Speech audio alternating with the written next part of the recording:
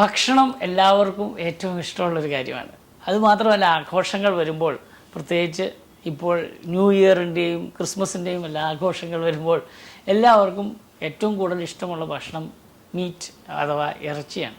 ഈ ഇറച്ചി ഉള്ള ഭക്ഷണങ്ങൾ നമ്മൾ ഇവിടുന്ന് യാത്ര ചെയ്യുമ്പോൾ എല്ലാം കാണുന്നത് വഴിയിലെല്ലാം നല്ല പലതരത്തിലുള്ള ഇൻ്റർനാഷണൽ നാഷണൽ ക്വിസീൻസ് എല്ലാം അവൈലബിളാണ്.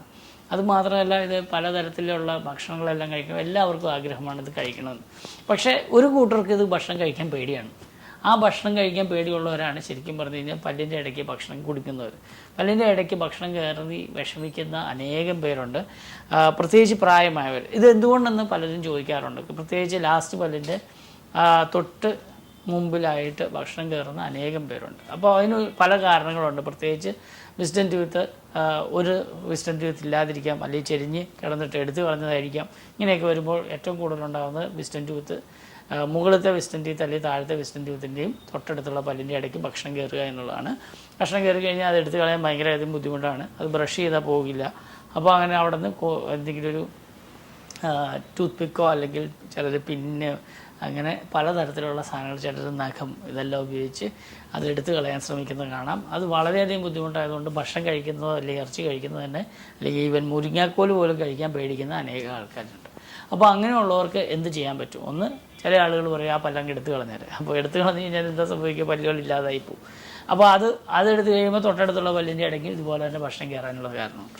ഇതിനെന്താണ് കാരണം? സാധാരണഗതിയിൽ പുറകത്തെ ലാസ്റ്റ് പല്ലുകൾ പ്രായമായവരിലോ അല്ലെങ്കിൽ മറ്റെന്തെങ്കിലും കാരണം കൊണ്ടോ ചില പല്ലുകൾ നഷ്ടമായതിൻ്റെ ഭാഗമായിട്ട് ഈ പല്ലുകൾ പുറകോട്ട് നീങ്ങി പോകാനുള്ള സാധ്യതയുണ്ട്. കാരണം അതിൻ്റെ പിന്നിൽ പല്ലില്ലാതെ വരുമ്പോൾ അങ്ങോട്ട് നീങ്ങി പോകാനുള്ള സാധ്യതയുണ്ട്. ഈ പല്ലിൻ്റെ ഇടയ്ക്ക് ഭക്ഷണം കയറിയതിന് ശേഷം വളരെയധികം കുറച്ച് ദിവസം ഇരിക്കും തോറും മോണയ്ക്കുള്ള വേദന, മോണയ്ക്കുള്ള നീരൊക്കെ വന്നിട്ട് പല്ല് വീണ്ടും അകന്നു പോകാനുള്ള പ്രശ്നങ്ങളുണ്ട്.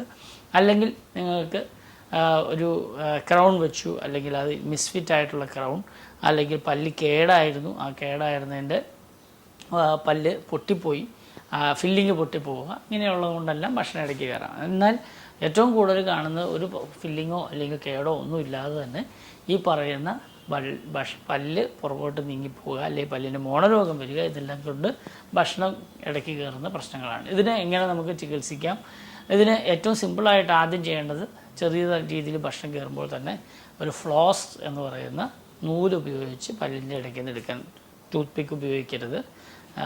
അതുപോലെ തന്നെ പിന്നെ നഖം മുതലായ സാധനങ്ങളൊന്നും മോണയുടെ ഇടയിൽ ഉപയോഗിക്കാതിരുന്നാൽ ആ മോണയ്ക്ക് ക്ഷതം സംഭവിക്കുക, അതിനോടൊപ്പമുള്ള ഇൻഫ്ലമേഷൻ കാരണം കൂടുതൽ അകന്നു പോകുന്ന പ്രശ്നങ്ങളുമൊക്കെ ഒഴിവാക്കിയെടുക്കാൻ, വേദന ഒഴിവാക്കിയെടുക്കാൻ സാധിക്കും. അതുപോലെ തന്നെ ഒരു ഫ്ലോസ് ഉപയോഗിക്കുമ്പോഴും നിങ്ങൾ ശ്രദ്ധിക്കേണ്ട കാര്യം, ഫ്ലോസ് അകത്തേക്ക് കയറ്റുന്നത് വളരെയധികം ഫോഴ്സ് ചെയ്ത് അകത്തേക്ക് കയറ്റി കഴിഞ്ഞാൽ ഈ ഭക്ഷണം മോണയുടെ ഉള്ളിലേക്ക് പോകാനുള്ള സാധ്യതയുണ്ട്.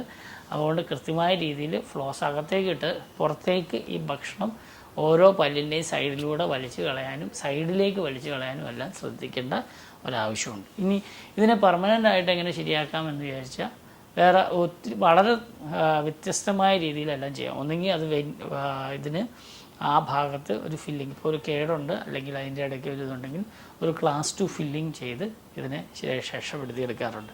പക്ഷേ ക്ലാസ് 2 ഫില്ലിങ്സ് പലപ്പോഴും ഇപ്പോൾ ചില വലിയ ക്ലാസ് 2 ഫില്ലിങ്സ് അല്ലെങ്കിൽ ഓവർ ഹാങ്ങിങ് ആയിട്ടുള്ള ക്ലാസ് 2 ഫില്ലിങ്സ് ഒക്കെ ചെയ്യുമ്പോൾ അത് പൊട്ടിപ്പോകാനുള്ള സാധ്യത. അപ്പോൾ ഇടയ്ക്കിടയ്ക്ക് അത് മാറ്റി ചെയ്യേണ്ടി വരും. ചില ആളുകൾ വന്ന് സ്ഥിരമായിട്ട് അത് മാറ്റി ചെയ്യണം. മോണരോഗമുണ്ടെങ്കിൽ മോണരോഗത്തിനുള്ള ചികിത്സ ചെയ്യുന്നത് വളരെയധികം നന്നായിരിക്കും. മോണരോഗത്തിനുള്ള ചികിത്സ ചെയ്യുമ്പോൾ പല്ലുകൾ ഉറക്കുകയും അതിൻ്റെ ഇടയ്ക്കുള്ള ഭക്ഷണം കയറാനുള്ള സാധ്യത കുറയുകയും ചെയ്യും.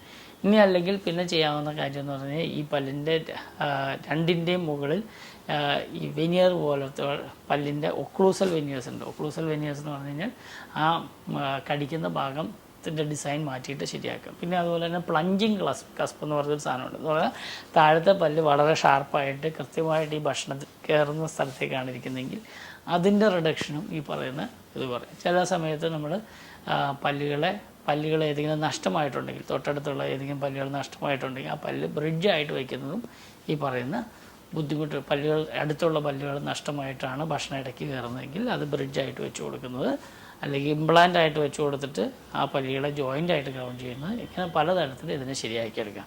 ഭക്ഷണം ഇടയ്ക്ക് കയറുന്നു എന്നോർത്ത് വിഷമിക്കുന്ന ആളുകളുണ്ടെങ്കിൽ ഇതിന് കൃത്യമായ ചികിത്സയുണ്ട്. ഓരോന്നിനും ഇതിൻ്റെ അളവിനും അതിൻ്റെ ഭക്ഷണം ഇടയ്ക്ക് കയറുന്ന പ്രശ്നത്തിൻ്റെ അളവ്, എന്തോരം ഭക്ഷണമകത്ത് കയറുന്നു, എന്ത് കാരണം കൊണ്ട്, ഇതെല്ലാം കണ്ടതിന് ശേഷം കൃത്യമായി ചികിത്സിച്ച് കഴിഞ്ഞാൽ മാറാവുന്ന പ്രശ്നമേ ഉള്ളൂ. അതുകൊണ്ട് എൻ്റെ സ്വന്തം പിതാവിൻ്റെ ആണെങ്കിലും പല്ലുകളിൽ ഇതുപോലെ ഭക്ഷണം ഇടയ്ക്ക് കയറിയിട്ട് ഭക്ഷണം കഴിക്കാതെ വരികയും അങ്ങനെ ബുദ്ധിമുട്ടി വരുന്ന സമയത്ത് നമ്മളതിനെ കൃത്യമായി ചികിത്സിച്ച് എല്ലാ ഭാഗത്തും ഭക്ഷണം കയറുന്നതുകൊണ്ട് ഇറച്ചി കഴിക്കാതിരുന്നൊരു സമയമുണ്ട്. ഒരു കൊല്ലത്തോളം അദ്ദേഹം കഴിക്കാതിരുന്നു. അത് കഴിഞ്ഞ് ഏറ്റവും അവസാനം ഞങ്ങൾ ചികിത്സിച്ച് ഇപ്പോൾ എല്ലാ ഭക്ഷണവും കഴിഞ്ഞ് ഒരു 10 കൊല്ലമായിട്ട് ഭക്ഷണം കഴിച്ചു വരുന്നു. അപ്പോൾ അതുകൊണ്ട് ഇത് കൃത്യമായിട്ട് ചികിത്സിക്കാൻ പറ്റുന്ന ഒരു കാര്യമാണ്. അതിൻ്റെ കാരണം കണ്ടുപിടിക്കുക. പ്രായമാവുന്നവർക്ക്, പ്രത്യേകിച്ച് എൻ്റെ പിതാവിനൊക്കെ ഒരു 70 വയസ്സിന് ശേഷമാണ് ഇങ്ങനെ ഭക്ഷണം എല്ലായിടത്തോടും കയറാൻ തുടങ്ങിയത്. അപ്പോൾ അങ്ങനെയുള്ളവർക്കും ചികിത്സിക്കാൻ, പ്രായം എത്രയായാലും അത് ചികിത്സിച്ച് ശരിയാക്കിയെടുക്കാൻ പറ്റുന്ന കാര്യമാണ്. അപ്പോൾ എന്താണ് പ്രശ്നമെന്ന് കണ്ടുപിടിച്ച് കൃത്യമായിട്ട് ഈ പറയുന്ന 4 5 രീതിയിൽ നമുക്ക് ഇത് ശരിയാക്കിയെടുക്കാൻ സാധിക്കും. അതിൻ്റെ ലോഞ്ചിവിറ്റിയും കാര്യങ്ങളൊക്കെ അറിയുന്നത് കൃത്യമായ ചികിത്സ എന്ന് പറഞ്ഞു കഴിഞ്ഞാൽ, ചിലത് ഫില്ലിങ് ചെയ്തുകൊണ്ട് മാത്രം മാറില്ല. ചില ആളുകൾക്ക് വെനിയർ ചെയ്യേണ്ടി വരും, ചില ആളുകൾക്ക് ബ്രിഡ്ജ് ചെയ്യേണ്ടി വരും, ചില ആളുകൾക്ക് അങ്ങനെ ഏതാണ് പ്രശ്നം, മോണരോഗത്തിന് ചികിത്സിക്കേണ്ട ചില ആളുകളുണ്ട്. അപ്പോൾ അങ്ങനെയുള്ള ഏതാണെന്ന് കൃത്യമായിട്ട് ഐഡൻറ്റിഫൈ ചെയ്ത് ഭക്ഷണം കയറുന്ന, പല്ലിൻ്റെ ഇടയ്ക്ക് ഭക്ഷണം കയറുന്ന പ്രശ്നങ്ങൾ മാറ്റിയെടുക്കാൻ പറ്റും. ഇനി വേറൊരു കൂട്ടരുണ്ട്, അത് പല്ല് കമ്പി ഇട്ടതിന് ശേഷം ഭക്ഷണം ഇടയ്ക്ക് കയറാൻ തുടങ്ങുന്ന ആളുകളാണ്. അപ്പോൾ അത് പല്ല് കമ്പി ഇടുന്ന സമയത്ത് പല്ലുകൾ, പ്രത്യേകിച്ച് അണപ്പല്ലുകളെ മുന്നിലേക്ക് വലിച്ചു കഴിഞ്ഞാൽ അത് ലാസ്റ്റ് പല്ല് വരെ, ഏറ്റവും അവസാനത്തെ പല്ല് വരെ കമ്പി ഇടുന്ന ആൾ ഇതിൻ്റെ കൂടെ കൂട്ടാതിരുന്നത് പലപ്പോഴും ഗ്യാപ്പ് വരുന്നതായിരിക്കും. അതുപോലെ തന്നെ പല്ല് ചെരിഞ്ഞു പോയാലും ഇതുപോലെ തന്നെ അലൈനർ മുതലായ ഇത് വെച്ച് പല്ലുകൾ ചെരിഞ്ഞു പോയാലും ഇതുപോലെ ഭക്ഷണം ഇടയ്ക്ക് കയറാനുള്ള സാധ്യതയുണ്ട്. അങ്ങനെയുള്ളതിനകത്ത് റിഫൈൻമെൻറ്റ് അലൈനേഴ്സോ അല്ലെങ്കിൽ ഈ പല്ല് കമ്പി ഇടുമ്പോൾ ഫൈനൽ ട്രീറ്റ്മെൻറ്റും തീർത്ത് അതിൻ്റെ ഗ്യാപ്പ് ഫുള്ളായിട്ട് അടയ്ക്കുന്ന കാര്യം ശ്രദ്ധിക്കുന്നത് പേഷ്യൻസിൻ്റെ പല്ലുകൾ ക്കിടയിൽ ഭക്ഷണം കയറുകയും അതിന് ശേഷം പല്ല് കേടായി പ്രശ്നങ്ങളിലേക്ക് പോകാതിരിക്കാനും സഹായിക്കും. അപ്പോൾ അതുകൊണ്ട് ഇതെല്ലാം മനസ്സിലാക്കി കൃത്യമായിട്ട് ചികിത്സയുണ്ടെന്ന് ആദ്യം മനസ്സിലാക്കുക. അത് പലപ്പോഴും ഇവിടെ വരുന്ന പേഷ്യൻസ് പറയാറ്, അയ്യോ ഇങ്ങനെ ഒരു ചികിത്സയുണ്ടെന്ന് ഞങ്ങൾ അറിഞ്ഞില്ല. അങ്ങനെയല്ല, കൃത്യമായിട്ട് ഭക്ഷണം ഇടയ്ക്ക്, പല്ലിൻ്റെ ഇടയ്ക്ക് ഭക്ഷണം കയറി വിഷമിക്കുന്നവർക്ക് കൃത്യമായിട്ട് ചികിത്സയുണ്ട്. പ്രത്യേകിച്ച് ഇങ്ങനെ പലതരത്തിലുള്ള ചികിത്സയുണ്ട്. അപ്പോൾ ചിലർ വിളിച്ചിട്ട് ചോദിക്കുക, എൻ്റെ ഭക്ഷണം ഇടയ്ക്ക് കയറുന്നുണ്ട്, എത്ര രൂപയാവും? ഇങ്ങനെ ചോദിച്ചു കഴിഞ്ഞാൽ ഇതിൽ ഏത് ആണ് നിങ്ങളുടെ പല്ലിൻ്റെ പ്രശ്നമെന്ന് ഒരു ഡോക്ടറെ എക്സ്റേ ഒക്കെ എടുത്ത് നോക്കി മനസ്സിലാക്കിയതിന് ശേഷം മാത്രമേ അതിൻ്റെ ചിലവിൻ്റെ കാര്യങ്ങൾ പറയാവുള്ളൂ. അതുകൊണ്ട് ഭക്ഷണം ഇടയ്ക്ക് കയറുന്ന പ്രശ്നത്തിന് എത്ര രൂപയാണെന്ന് ചോദിച്ച് ദയവ് ചെയ്ത് വിളിക്കാതിരിക്കുക. ഇത് നിങ്ങൾക്ക് ഉപകാരപ്രദമായെങ്കിൽ നിങ്ങൾക്ക് ഈ വീഡിയോ എല്ലാവർക്കും അയച്ചു കൊടുക്കുക. നിങ്ങളുടെ വാട്സാപ്പ് ഗ്രൂപ്പുകളിൽ ഇത് അയക്കുന്നത് വലിയ ഉപകാരമായിരിക്കും. നിങ്ങളുടെ ഫേസ്ബുക്കിൽ അത് പോസ്റ്റ് ചെയ്യാമെങ്കിൽ വളരെയധികം നല്ലതാണ്. അതോടൊപ്പം തന്നെ ഈ വീഡിയോ നിങ്ങൾ സബ്സ്ക്രൈബ് ചെയ്യുക, അതുപോലെ ലൈക്ക് ചെയ്യുക, ഷെയർ ചെയ്യുക. അതോടൊപ്പം തന്നെ നിങ്ങൾ എല്ലാ ദിവസവും ഇതിനകത്ത് എന്തെങ്കിലും ഈ ആഴ്ചയിൽ 2 പ്രാവശ്യമെങ്കിലും നമ്മൾ വീഡിയോ അപ്ലോഡ് ചെയ്യുന്നുണ്ട്. അതിലൊന്ന് ശ്രദ്ധിക്കുക. ഞങ്ങൾക്ക് സബ്സ്ക്രിപ്ഷൻ കുറവായതുകൊണ്ടാണ് പല പ്രാവശ്യം സബ്സ്ക്രൈബേഴ്സിൻ്റെ കാര്യം പറയുന്നത്. ലക്ഷങ്ങൾ നമുക്ക് വ്യൂസ് ഉണ്ട്, പക്ഷേ സബ്സ്ക്രൈബേഴ്സ് കുറവായതുകൊണ്ട് ദയവായി നിങ്ങൾ സബ്സ്ക്രൈബ് ചെയ്യാൻ പ്രത്യേകം മറക്കാതിരിക്കുക. ഞാൻ doctor Thomas Nechippadam from Nechippadam dental clinic at marine drive, Kochi.